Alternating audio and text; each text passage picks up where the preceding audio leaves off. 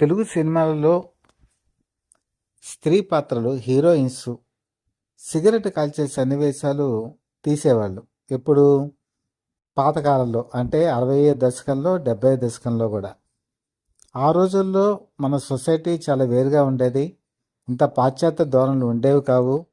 హిందీ సినిమాల ప్రభావం కూడా ఎక్కువగా ఉండేది. ముఖ్యంగా రీమేక్స్ ఎక్కువగా ఉండేవి.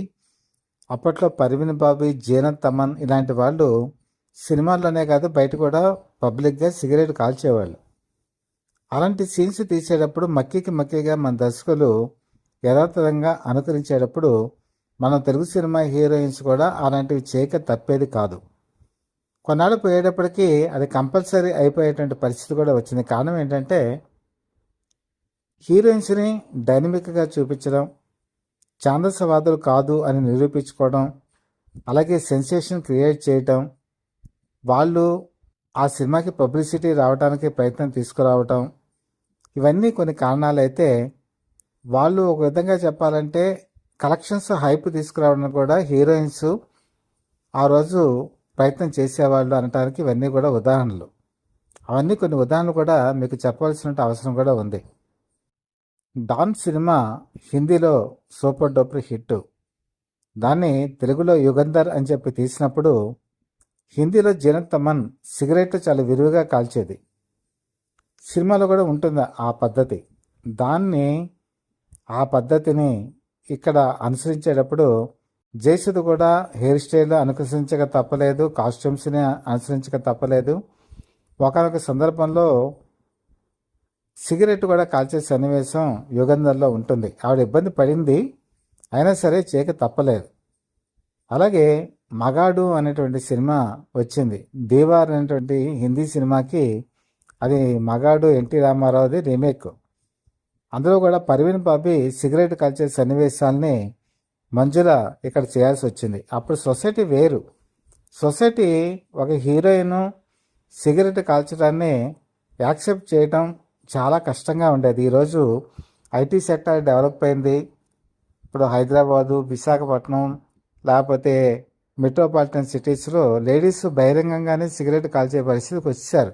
ఆ రోజుల్లో అవన్నీ సినిమాల్లో చూస్తే చాలామంది అది చాలా విపరీతంగా డిస్కషన్ చేసుకునేటువంటి పరిస్థితి ఉండేది.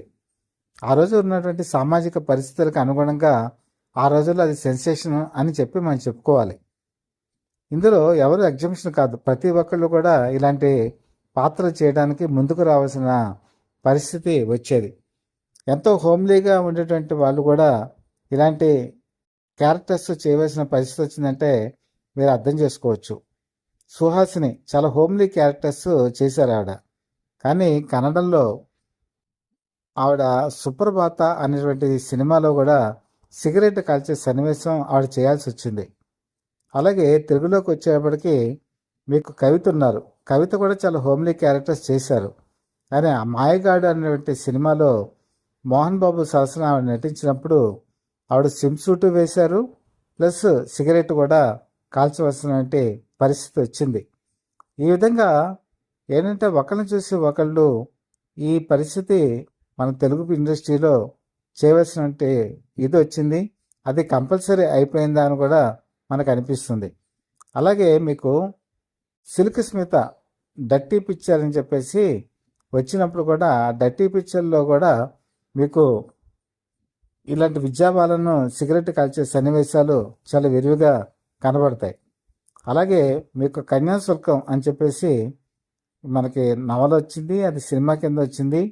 అక్కడ కూడా ఈ సిగరెట్ కాల్చేటువంటి సన్నివేశాలు మహానటి సావిత్రి కూడా చేయవలసిన పరిస్థితి వచ్చింది. అయితే సెన్సార్ పరంగా కొన్ని కట్స్ మీకు యూట్యూబ్లో ఉండటం వల్ల అవి చూసే పరిస్థితి ఉండకపోవచ్చు. కాబట్టి ఆ రోజుల్లో రీమేక్ సినిమాలకి కంపల్సరీ ఇలాంటి సన్నివేశాలు చెప్పించేవాళ్ళు. ఇప్పుడైతే అది కామన్ అయిపోయింది. రీసెంట్గా అయితే రమ్యకృష్ణ నరసింహ సినిమాలో ఆవిడ సిగరెట్ కాల్చినటువంటి సన్నివేశాలు పెద్ద పట్టించుకోలేదు. ఎందుకంటే కాలం మారింది. పాతకాలంలో జయసుధ చేసిన, కవిత చేసిన, లేకపోతే మంజుల చేసిన, లేకపోతే ఇంకెవరు చేసినా కూడా అది ఆ రోజుల్లో సెన్సేషన్. 90 దశకం దాటిన తర్వాత ఎవరు ఇంకా సిగరెట్ కాల్చినా లేకపోతే స్విమ్ సూట్లు వేసినా కూడా సమాజంలో అది ఒక అంతర్భాగం అయిపోయింది. ఎందుకంటే వాళ్ళకున్నటువంటి రైట్స్, వాళ్ళకున్నటువంటి హక్కులు ఇవన్నీ కూడా ఆడవాళ్ళతో పాటు మగవాళ్ళు, మగవాళ్ళతో పాటు ఆడవాళ్ళు సమానంగా వచ్చేటప్పటికి అది ఎవరు కూడా పట్టించుకునేటువంటి పరిస్థితి కాదు. అయితే సినిమాల్లో మాత్రం సిగరెట్ కాల్చేటప్పుడు కానీ, డ్రింకింగ్ చేసేటప్పుడు కానీ, ధూమపానం లేదా డ్రింక్ చేయడం ఆరోగ్యానికి హానికరమైన స్లోగన్ మాత్రం వేసేటువంటి పరిస్థితి వచ్చింది. ఒకప్పుడు మాత్రం దీన్ని విపరీతంగా పబ్లిసిటీకి చేసుకునేవాళ్ళు. అలాగే విజయశాంతి కూడా మహానగరంలో మాయగాడు అనేటువంటి సినిమాలో ఒక సన్నివేశంలో ఆవిడ కూడా సిగరెట్ కాల్చేటువంటి సన్నివేశం ఉంది. ఆ సన్నివేశం చూసి అప్పట్లో చాలామంది ఆశ్చర్యపోయారు. ఆ రోజుల్లో ఒక హీరోయిన్ స్టార్ హీరోయిన్గా ఎదగాలి అంటే 2 కంపల్సరీ ప్రాథమిక సూత్రాలు ఉండేవి. ఒకటేమో మోడర్న్ డ్రెస్సులు వేసుకోవడం, స్విమ్ సూట్ వేసుకోవడం, రెండోది సిగరెట్ కాల్చడం. ఈ 2 ప్రాథమిక సూత్రాలని దర్శకులు కంపల్సరీగా చేయించేటువంటి పరిస్థితి ఉండేది. శ్రీదేవి కూడా దీనికి ఎగ్జంప్షన్ కాదు. శ్రీదేవి కూడా మోసగాడు అనేటువంటి సినిమాలో సిగరెట్ కాల్చవలసినటువంటి పరిస్థితి వచ్చింది.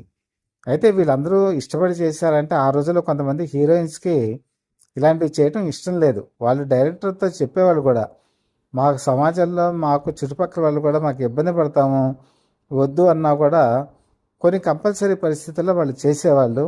అది వాళ్ళ అలవాటు కూడా కాదు, ఆ సీన్లో మాత్రమే వాళ్ళు చేసేవాళ్ళు. కానీ ఈరోజు పరిస్థితులు మారిపోయాయి. ఈ రోజు ఉన్నటువంటి పరిస్థితుల్లో ఇది హ్యాబిట్గా కూడా కొంతమందికి అలవాటు అయిపోయింది. ఎవరు పట్టించుకునే పరిస్థితి కూడా కాదు.